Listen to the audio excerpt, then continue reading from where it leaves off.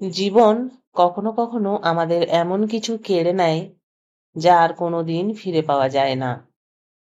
কিন্তু সেই জীবনই কখনো অপ্রত্যাশিতভাবে এমন কিছু উপহার দেয় যা আমাদের ভাঙা হৃদয়কে আবার নতুন করে বাঁচতে শেখায়।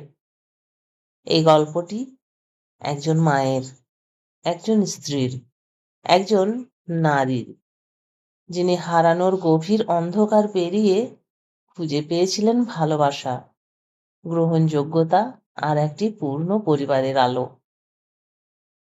স্বামীর মৃত্যুর ৬ মাস পর আবার বিয়ের পিঁড়িতে বসতে হবে এমন কথা কোনোদিন কল্পনাও করেনি মেঘলা।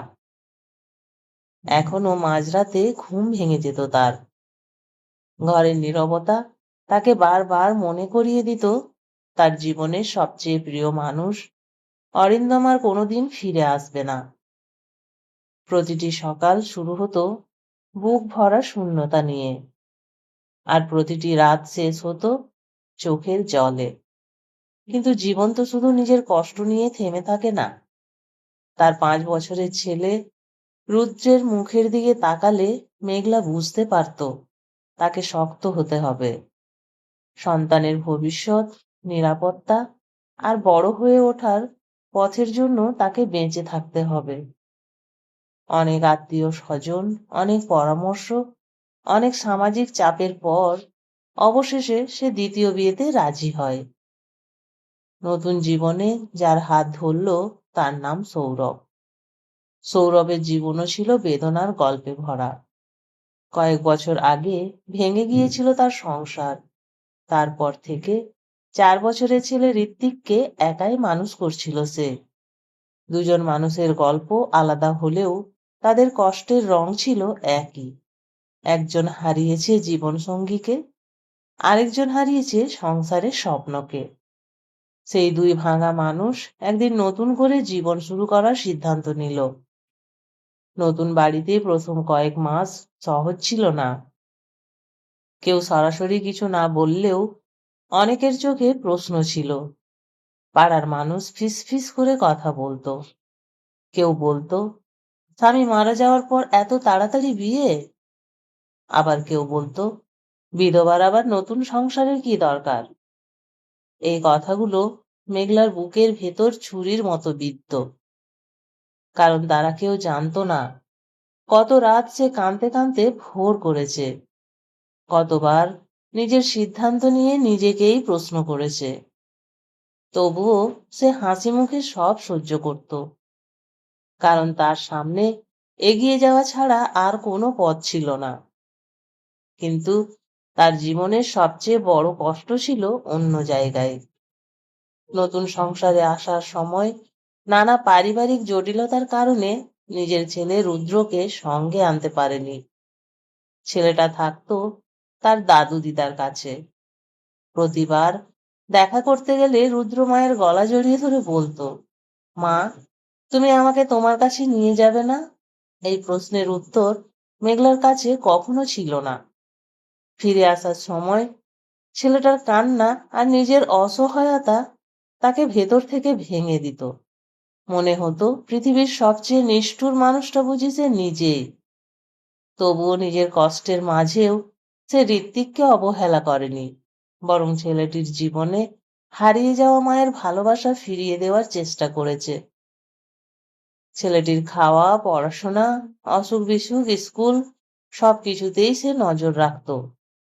প্রথম দিকে ঋত্বিক কিছুটা দূরে দূরে থাকতো, কিন্তু ধীরে ধীরে তার মন খুলতে শুরু করলো। একদিন রাতে ঘুমানোর আগে ঋত্বিক মেঘলার হাত ধরে জিজ্ঞেস করলো, আমি কি তোমাকে মা বলে ডাকতে পারি? মুহূর্তের মধ্যে মেঘলার চোখ ভিজে উঠল।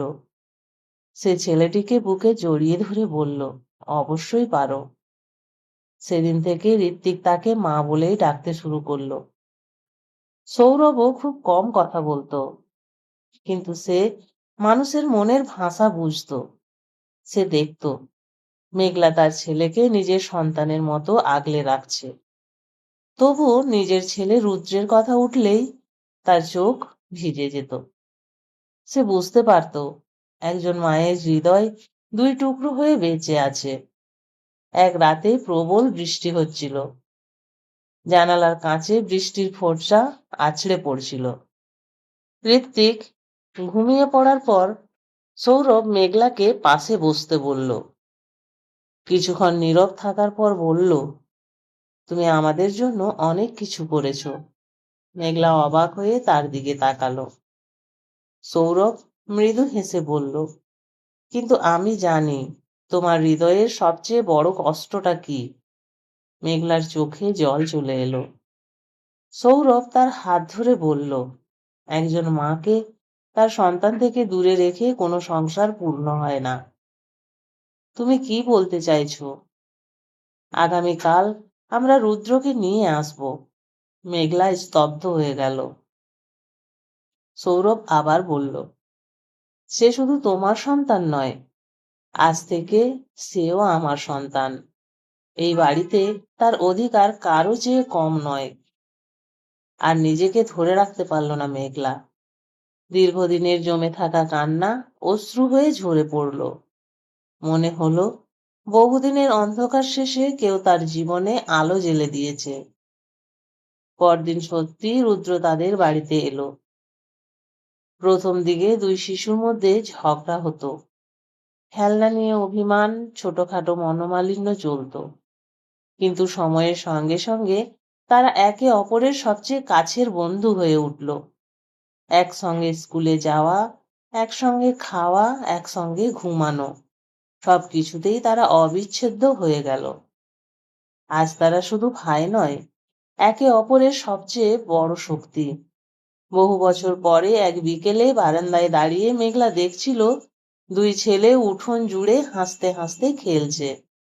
তাদের সেই প্রাণ খোলা হাসি বাতাসে ভেসে বেড়াচ্ছিল, আর সেই হাসির শব্দ যেন তার জীবনের সমস্ত পুরনো কান্নাকে ধীরে ধীরে মুছে দিচ্ছিল। এক সময় যে নারী নিজেকে একা, অসহায় এবং ভাগ্যের কাছে পরাজিত মনে করত, আজ সে বুঝতে শিখেছে জীবন কখনো শুধু কেড়ে নেয় না, ফিরিয়েও দেয়। হয়তো অন্য রূপে, অন্য পথে, কিন্তু দেয়। সেদিন আকাশের দিকে তাকিয়ে মেঘলা মনে মনে বলল, ভগবান, তুমি আমার কাছ থেকে অনেক কিছু নিয়েছো, কিন্তু শেষ পর্যন্ত আমাকে একটা পূর্ণ পরিবার উপহার দিয়েছো। সূর্য তখন পশ্চিম আকাশে ধীরে ধীরে ডুবে যাচ্ছিল। সোনালি আলোয় ভেসে যাচ্ছিল উঠোন। আর সেই আলোয় দাঁড়িয়ে মেঘলার মনে হলো, প্রতিটি অন্ধকার রাতের শেষেই ভোর আসে।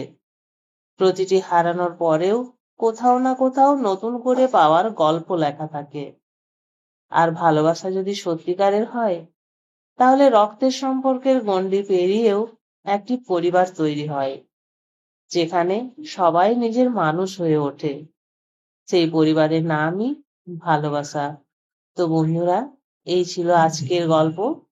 গল্পটি কেমন লাগলো অবশ্যই কমেন্ট করে জানাবেন। আর এই রকম নিত্য নতুন গল্প পেতে আমার গল্পবন্ধন চ্যানেলটি অবশ্যই সাবস্ক্রাইব করে আমার চ্যানেলটির সাথে থাকবেন। আজ এই পর্যন্তই, আবার চলে আসবো আরো একটি নতুন গল্প নিয়ে। ততদিন সবাই ভালো থাকুন, সুস্থ থাকুন। ওকে, বাই বাই।